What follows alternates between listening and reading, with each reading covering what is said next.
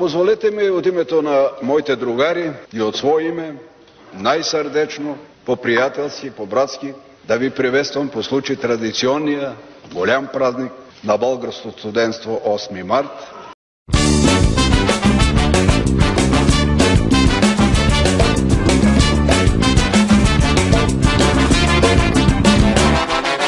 Българският студент е грък. Харчи повече отколкото произвежда.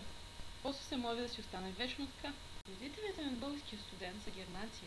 Те го спасяват след всяка следваща катастрофа, без да разберат, че той катастрофира охотно и с удоволствие. А катастрофите нарича студентски живот.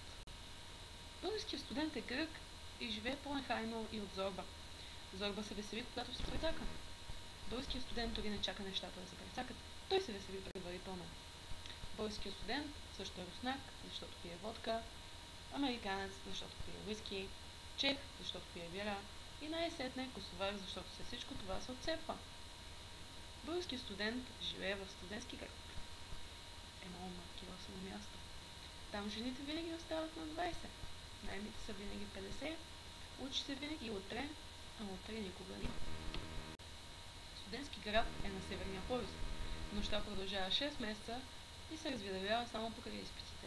Това, че в студентски град живеят повече от 30 000 студенти, не пречи в него да няма нито една книжарница, но има една библиотека, която като питаш за книгата "Зени изкуството да подариш мотоциклет", те насочват към раздел "Техническа литература".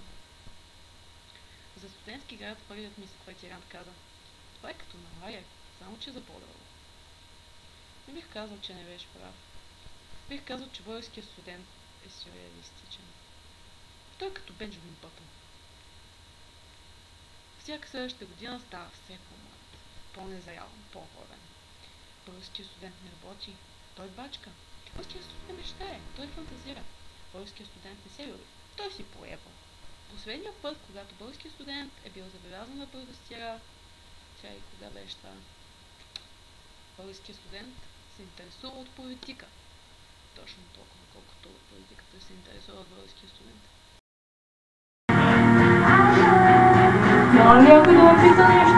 Не. Каква си ти, бе? Българският студент ходи на фитнес. Българската студентка ходи на солариум. Когато българският студент срещне българска студентка, да не се забелязва, понеже българският студент си гледа бицепсите, а българската студентка се чуди да ви е почерняла достатъчно. И това не е достатъчно. Българският студент е вампир. Той спи през деня, вилнее през нощта. Пие на мама и татко кръвчицата. Тук е много студено и няма никаква храна. От време на време има пари за бира. Вески, дай една цигара, дева, ще умра тук.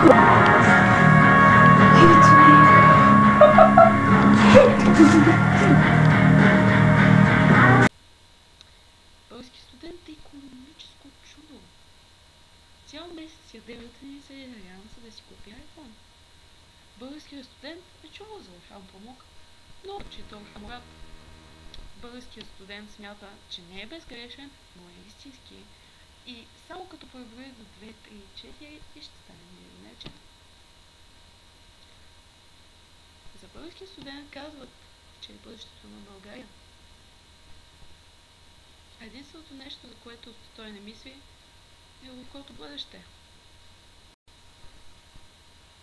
И всичко това е лъжа, защото българският студент отдавна е мигрирал. Ще видите, аз ще избягам! Някой ден. Тогава всичко ще бъде. Не каквото е сега! Мога да пречувствам свободата.